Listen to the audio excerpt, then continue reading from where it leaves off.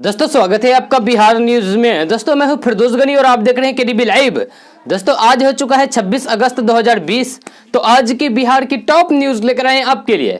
दोस्तों video start करने से पहले आपसे एक रिक्वेस्ट है, अगर आप नए आए इस चैनल पर तो चैनल को सब्सक्राइब करके बेल आइकन को भी प्रेस कर दीजिए और साथ में वीडियो को लाइक कीजिए, अपने दोस्तों के साथ शेयर भी कीजिए। तो चलिए दोस्तों स्टार्ट करते हैं आज का न्यूज। 2000 रुपए के नोट की छपाई हुई बंद। आरबीआई ने बताया 2019-20 में नहीं किया गया है एक भी नोट प्रिंट।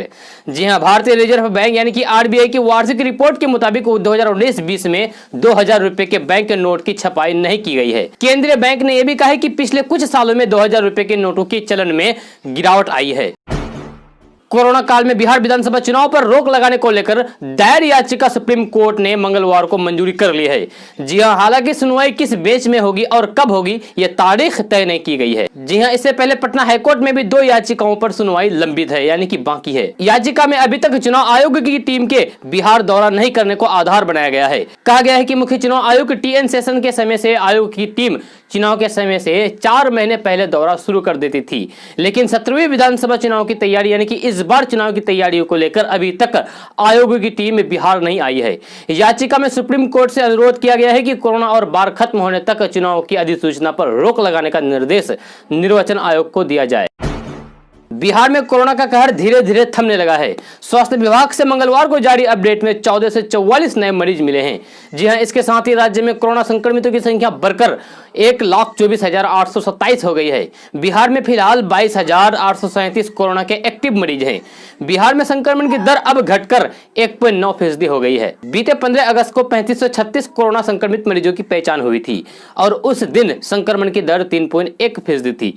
जी हां, इसके बाद संक्रमितों की संख्या घटी है। संक्रमण की दर में 1.2% की गिरावट पिछले 9 दिनों में दर्ज की गई है। मंगलवार को सिर्फ पटना में 262 नए संक्रमितों की पहचान की गई है। स्वास्थ्य विभाग के अनुसार अररिया में 76, अरवल में 4, औरंगाबाद में 27, बांका में 7, बेगूसराय में 46, भागलपुर में 54, भोजपुर में 20, बक्सर में 14, दरभंगा में 27, पूर्वी चंपारण में 23, गया में 47, गोपालगंज में 30, जमुई में 6, जहानाबाद में 14, कैमूर में 9, कटिहार में 24, खगड़िया में 10, किशनगंज में 85, लखीसराय में 38, मधेपुरा में 32, मधुबनी में 64, मुंगेर में 5, मुजफ्फरपुर में 80, नालंदा में 37, नवादा में 15, पूर्णिया में 34, रोहतास में 39, सहरसा में 44, समस्तीपुर में 30, सारण में 44, शिवहर में 14, सीतामढ़ी में 21, सीवान में 11, सुपौल में 29, वैशाली में 31 और पश्चिमी चंपारण में 71 नए संक्रमित मरीजों की पहचान की गई है।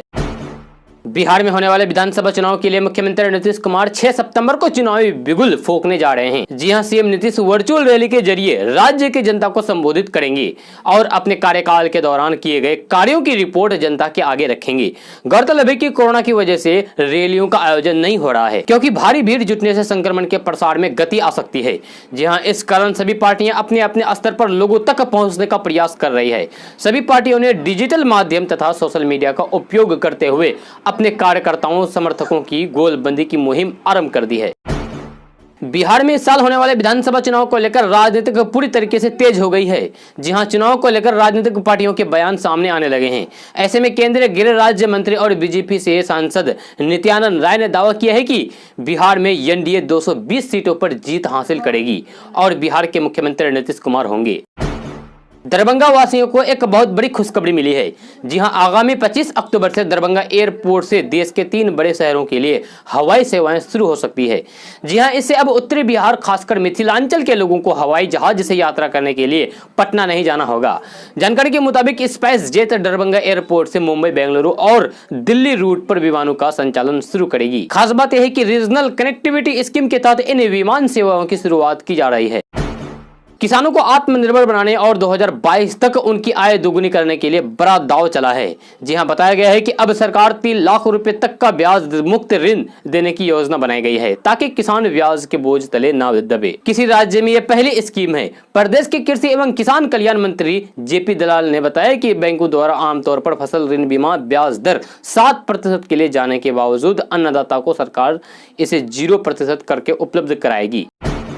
जीतन राम मांझी ने महागठबंधन से अलग होने का राज खोला है। जी हां, पूर्व मुख्यमंत्री और हिंदुस्तानी अवाम मोर्चा के राष्ट्रीय अध्यक्ष जीतन राम मांझी ने कहा है कि पिछले कई वर्षों से महागठबंधन में समन्वय समिति के गठन की मांग में कर रहा था। इसके बावजूद मेरी बातों को नजरअंदाज किया जा रहा था। इसी कारण मुझे महागठबंधन छोड़ने का फैसला लेना पड़ा। 1 सितंबर से लॉकडाउन में छूट के चौथे चरण अनलॉक 4 की शुरुआत हो रही है। सूत्रों की माने तो अनलॉक 4 में सरकार मेट्रो ट्रेन सेवा को फिर से शुरू कर सकती है। हालांकि स्कूल और कॉलेजों के खुलने के समय को लेकर अभी किसी भी संभावना से इनकार किया गया है। स्कूल खुलने को लेकर अधिकारी ने बताया कि तत्काल स्कूल और कॉलेज नहीं खोले जाएंगे। हालांकि विश्वविद्यालय, IIT और IMI जैसे उच्च शिक्षण संस्थानों को खोलने की अनुमति दी जाए या नहीं, इस पर गहन विचार विमर्श चल रहा है। मौसम विभाग ने पटना समेत बिहार के अन्य जिलों में भारी बारिश के साथ ही बिजली गिरने की संभावना को लेकर अलर्ट जारी किया है। जी हां, खबर के अनुसार 27 अगस्त तक इन सभी 12 जिलों में बारिश और वज्रपात की स्थिति बनी रह सकती है। ऐसी स्थिति बंगाल की खाड़ी में बने कम दबाव के क्षेत्र के कारण हुई है, जिससे बिहार के कई जिलों में बारिश होने की संभावना जताई गई है। जिन जिलों में ऐसे हालात बन सकते हैं उनमें पटना के अलावा गया, नालंदा, नवादा, बेगूसराय, सिवान, छपरा, गोपालगंज समेत कुल 14 जिले शामिल है। इन सभी जिलों में 27 अगस्त तक भारी बारिश का पूर्वानुमान जारी किया गया है। बंगाल की खाड़ी में बने हवा के कम दबाव के क्षेत्र का झुकाव वेस्ट बंगाल, झारखंड और बिहार पर बन रही है, जो ऐसी स्थिति उत्पन्न कर रही है। साथ ही चंपारण, पूर्णिया, मुजफ्फरपुर, सारण जैसे जिलों में कई जगहों पर बिजली गिरने की आशंका जताई गई है। मौसम विभाग ने इन जिलों के आम जनों से यानी कि सबसे घर से बाहर न निकलने की अपील की है और चेतावनी भी जारी की है। मौसम विभाग ने जिन जिलों में अलर्ट जारी किया है वहां लोगों के घर में ही रहने की हिदायत दी गई है। बिहार में भवन निर्माण विभाग में बड़ा घोटाला सामने आया है।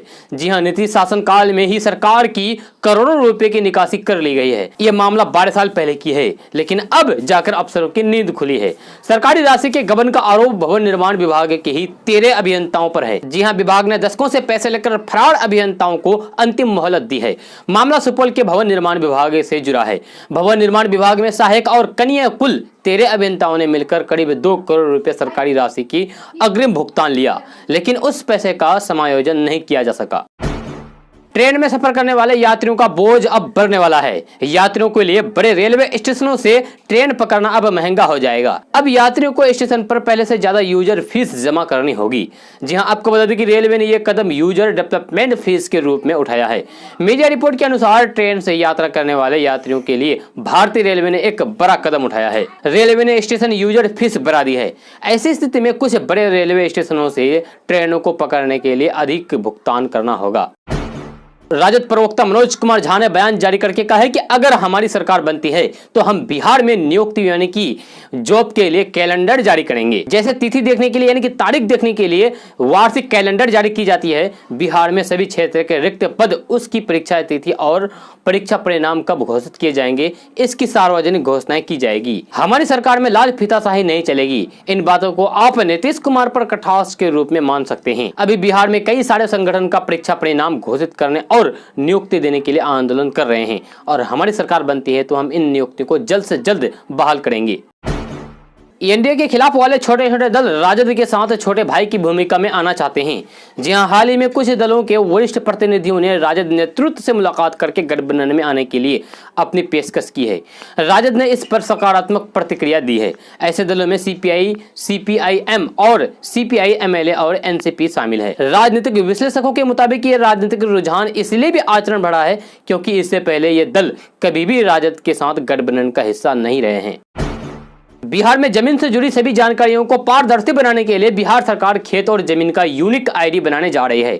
जहां इसको लेकर तैयारियां भी चल रही है। यूनिक ID बनने से जमीन खरीद बिक्री में आसानी होगी, साथ ही साथ लोगों को धोखाधड़ी का भी शिकार नहीं हो पाएंगे। मिली जानकारी के मुताबिक यूनिक नंबर मिलने के बाद किसी भी जमीन का पूरा इतिहास, भूगोल सरकार के पास उपलब्ध होगा। उसका हिसाब किताब रखने में सरकार को सुविधाएं होगी। साथ ही साथ जमीन के सही मालिक का पता भी आसानी से लग जाएगा। जी हाँ, दरअसल बिहार में खेत और जमीन का यूनिक नंबर 22 अंकों का होगा। इसमें पहला 2 नंबर जिला का कोड होगा, जबकि आखिरी का 2 नंबर म्यूटेशन के लिए आरक्षित होगा। बीच के बचे हुए अंक अंचल RTP नंबर, खेसरा नंबर, होल्डिंग टाइप और जमीन के वर्गीकरण से संबंधित होगा। बिहार सरकार की भू विभाग की वेबसाइट पर नंबर डालते ही खेत और जमीन की सारी जानकारी तत्काल आ जाएगी। बिहार में कोरोना संक्रमण को ध्यान में रखते हुए केंद्र सरकार ने fitness RC permit, driving licence आदि दस्तावेज के नवीनीकरण की छूट 31 दिसंबर 2020 तक बढ़ा दी है। ऐसे में जिनका ड्राइविंग लाइसेंस, परमिट आदि डॉक्यूमेंट्स एक्सपायर हो गया है, उन्हें 31 दिसंबर तक की मोहलत दी गई है। इससे पहले यह समय सीमा सितंबर महीने तक की थी।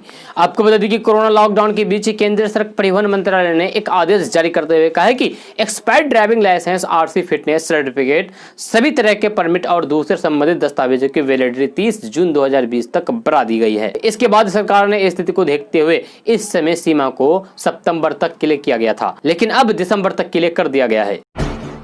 बिहार में चुनाव के कार्यक्रम घोषित होने के बाद राजनीतिक दलों में हलचल तेज हो गई है।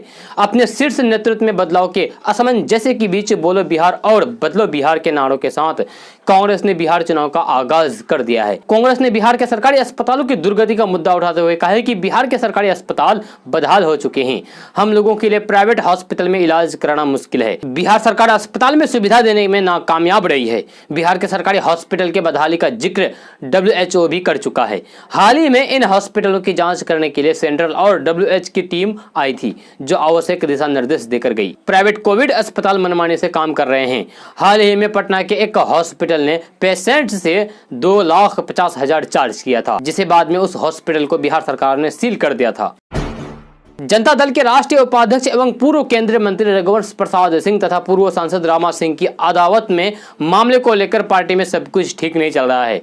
जी हां, रघुवंश प्रसाद सिंह ने फिर दोहराया है कि वो राष्ट्रीय उपाध्यक्ष पद से अपना इस्तीफा वापस नहीं लेने जा रहे हैं। इस पर आरजेडी के राष्ट्रीय अध्यक्ष और लालू प्रसाद यादव के बड़े बेटे तेज प्रताप यादव ने उन्हें उनकी औकात दिखाई है। रघुवंश की तुलना एक लोटा पानी से करते हुए आरजेडी को समुद्र बताया है। जी हाँ, ये भी कहा है कि अगर समुद्र से एक लोटा पानी निकल भी जाए तो क्या फर्क पड़ेगा। बिहार में लॉकडाउन में आज से मिलेगी राहत। शर्तों के साथ बसों का परिचालन शुरू हो गया है। जी हां, बिहार में लॉकडाउन में आज से राहत मिल गई है। बिहार सरकार ने शर्तों के साथ बसों का परिचालन शुरू करने का आदेश जारी कर दिया है। मुख्य सचिव की अध्यक्षता में हुई क्राइसिस मैनेजमेंट ग्रुप की बैठक में यह निर्णय लिया गया है। इसको देखते हुए परिवहन विभाग ने सार्वजनिक परिवहन व्यवस्था को सुचारू रूप से लागू करने के लिए सभी डीएम, एसएसपी और एसपी को निर्देश दिया गया था। जी हां, राज्य में बसों एवं अन्य सार्वजनिक परिवहन वाहनों का परिचालन के तहत निर्धारित प्रावधानों के अनुसार किया जा सकेगा।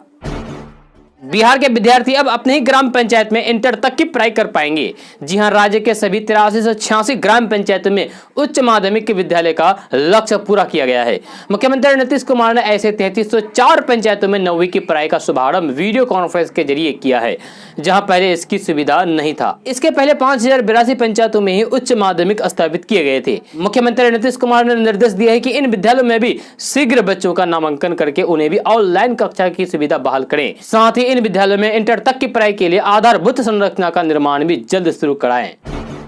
बिहार विधानसभा चुनाव की तारीख तो अभी तय नहीं हुई है, लेकिन अब बिहार की सियासत में बयानों की तीखी तीर चलनी शुरू हो गई है। जी हां, सोमवार को बिहार के उप मुख्यमंत्री सुशील कुमार मोदी ने कई ट्वीट करके राजद और कांग्रेस पर जोरदार हमला बोला है।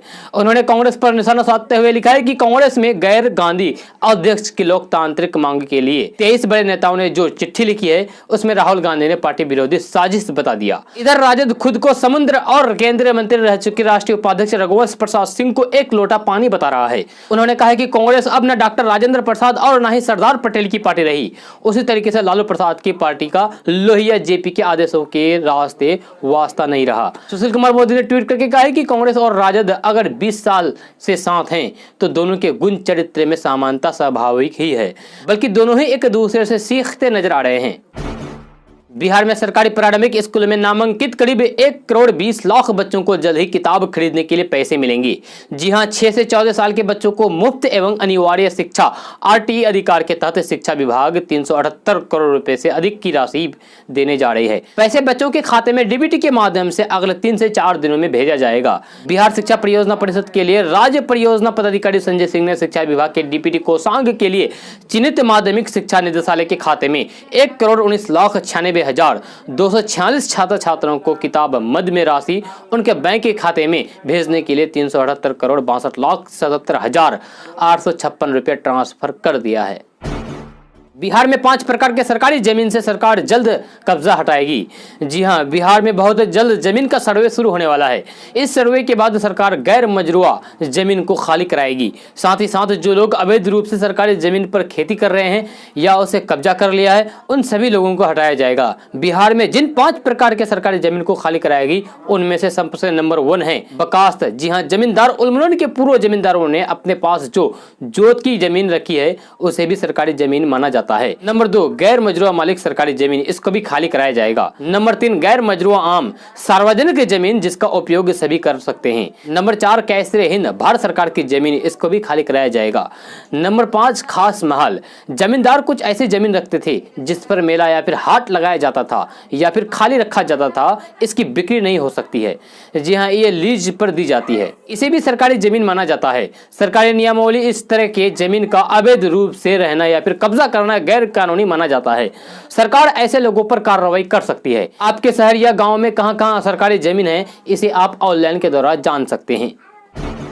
बिहार में करीब 1 लाख से अधिक शिक्षकों के नियोजन का कार्य साल भर से अधिक समय से लटका है। जी हां, कभी कोरोना संकट तो कभी बाढ़ तो कभी कोर्ट के आदेश से शिक्षक नियोजन का कार्य लटका पड़ा है। शिक्षक अभ्यर्थी मारे फिर रहे हैं। लाखों शिक्षक अभ्यर्थी को समझ में नहीं आ रहा है कि वे करे तो करे क्या। पिछले कुछ दिनों से अभ्यर्थियों की तरफ से नियोजन कार्य फिर से शुरू किए जाने की मांग को लेकर आंदोलन किया जा रहा है। इधर राजद की तरफ से भी शिक्षक नियोजन को लेकर अभ्यर्थियों की मांग का समर्थन किया जा रहा है। बिहार बोर्ड के अनुसार इस बार बिहार एसटीटी का एग्जाम सिलेबस के अनुसार होगा। जी हां, इसका एडमिट कार्ड बहुत जल्द आधिकारिक वेबसाइट पर जारी किया जाएगा। अगर आप बिहार एसटीटी की तैयारी कर रहे हैं तो आप सिलेबस के अनुसार ही तैयारी करें। मिली जानकारी के मुताबिक बिहार एसटीटी के लिए लिखित परीक्षा में पेपर 1 और पेपर 2 शामिल है।